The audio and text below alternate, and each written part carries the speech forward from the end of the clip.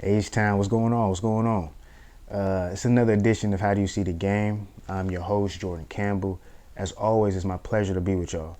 And if you learn something and you're feeling what you're listening to today, hit the like button, hit the subscribe button. But we got some good stuff to talk about. We talking about our Astros. So we're talking about some winners, talking about champions. You know what I'm saying? MLB, around the league, people were tripping because the Astros let go of GM James Click right after winning the championship. I understand how that looks, but I think the owner, Jim Crane, he was looking for somebody that was a little bit more aggressive. Most of the time in free agency, we're looking for the big fish. Jim Crane is not afraid to spend money, and James Click, coming from the Tampa Bay Rays, who've always basically had the lowest payroll in baseball, is not a guy who makes big moves. He doesn't think big because he's so used to saving. So I don't think they aligned, and I don't think people really thought into that when it hit the public, it hit the media, and they're like, oh, how could he do that?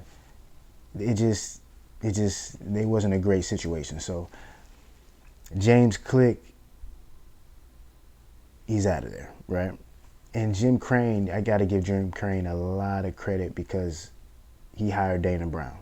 And Dana Brown right now is the only standing black GM in Major League Baseball. And Dusty Baker and Dana Brown, they're the second black coach and black GM duo in MLB history. They joined Ken Williams and Jerry Manuel, who were employed by the White Sox in the early 2000s. And then you got Dana Brown. He's the second black GM in the history of the Astros franchise. And so he joins Bob Watson, who's a Hall of Famer for the Astros. And it speaks a lot to Jim Crane because he was willing to overlook the fact that Dana Brown does not look like him, right? He could have hired Brad Ausmus, who was a former catcher for the Astros, who I'm sure a lot of people in that organization are fond of, but he was able to overlook that and look at this guy who's definitely qualified, 40 years in the league, spent the past 4 years with the Braves, and everywhere he's went, he's been known for finding talent. Like I said, 4 years with the Braves, but also 9 years with Toronto before that, and then 9 years with the Nationals / Expos before that. And he finds talent. That's what he does. He has an interesting background. He actually started off his college ball at Seton Hall, and was a college teammate of Astros Hall of Famer Craig Biggio. So this guy was a leadoff hitter. He was a 3-time Big East first team selection. He actually left Seton Hall a career leader in games played, at bats, walks, runs scored. So the guy could play the game. He loves the game, and it's an exciting hire.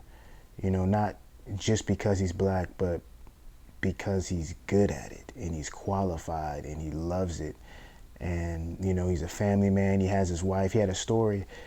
Said that he actually, in the 6th grade, told his wife, "I'm gonna marry you," and they're still together to this day. So she says she realizes how much he loves baseball, and that's a beautiful thing when she supports you like that. So I'm just so excited to see that this man got a job opportunity.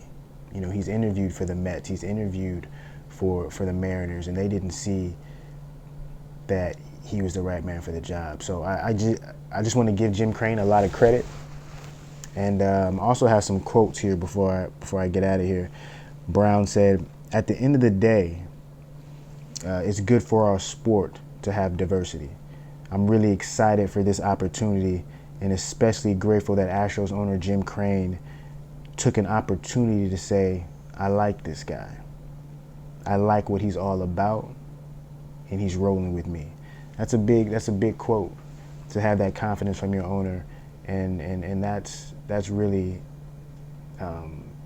something you got to give a lot of props to Jim Crane. And then you have Jim Crane. We're excited to have Dana join our organization. He brings championship caliber experience to our team and is the right fit for us to continue to deliver a winning franchise on and off the field. We welcome Dana and his family to the Astros family. And that's big, y'all. I just think this is going to be a beautiful thing, and I think we're going to continue to let people know why we the Astros. So I appreciate y'all listening, man. Hit that like button, hit that subscribe button. We out.